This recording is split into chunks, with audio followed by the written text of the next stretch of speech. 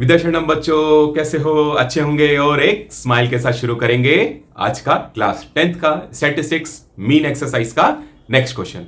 और बड़े अच्छे ढंग से आपने अभी तक प्रैक्टिस की होगी और फाइंड आउट कर लिया कि कैसे आपको कॉन्टिन्यूअस और नॉन कॉन्टिन्यूअस को कैसे सॉल्व करना है। उसके बाद उसको एक्सआई को कैसे करना है, एक्सआई के बाद डीआई को कैसे फाइंड आउट करना है, उसके बाद अपने यूआई को कैसे फाइंड आउट करना है। बहुत अच्छे ढंग से मैं स्टार्ट करूं उससे पहले वीडियो पॉज करके खुद सॉल्व करिए। कहां तक?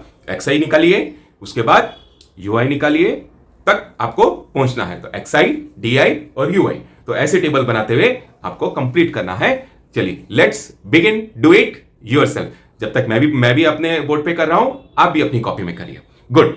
सो सबसे पहले मैं क्वेश्चन पढ़ रहा हूं, आप भी क्वेश्चन पढ़ेंगे।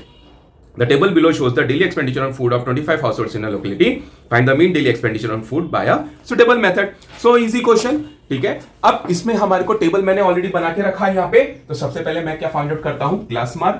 क्लास मार्क होती है lower limit plus upper limit upon 2, so that comes to 100 plus 150 upon 2, that comes to 125. So ये हो गया class mark.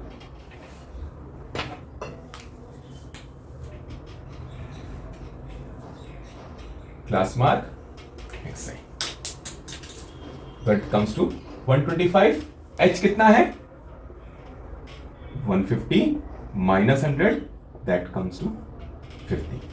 So 175, 225, 275 and 325। Very good, correct आया ना बच्चों? वेरी गुड, आपका हमेशा करेक्ट आएगा। अब ये अच्छी तरीके से आप लोगों को आ चुका है। तो एक्सआई के बाद क्या फाइंड आउट करते हैं हम लोग? हमारा DI equals to XI minus E. अब हमारे को क्या करना है? ए एज्यूम करना है। तो ए हमने एज्यूम किया, दैट इज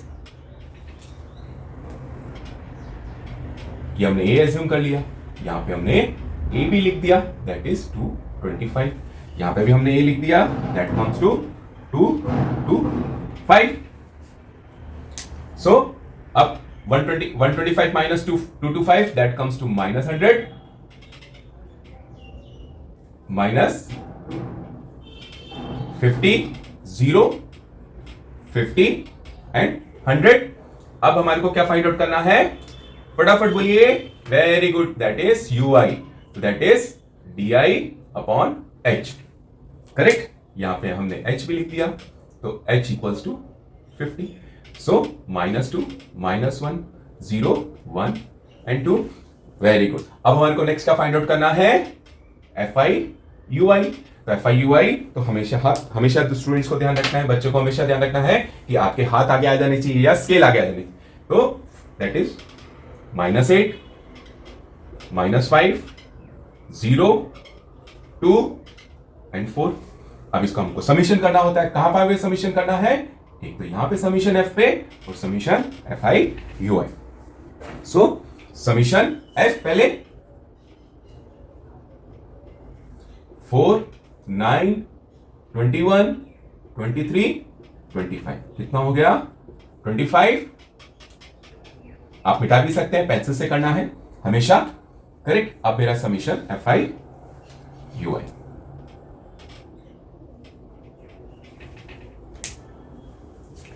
कितना हो गया? Summation FI UI equals to -8, -5, +2, +4। So that comes to -13, +6, that comes to -7. So that comes to -7 and that comes to 25। अब नेक्स्ट हमारा formulation part XI equals to summation FI UI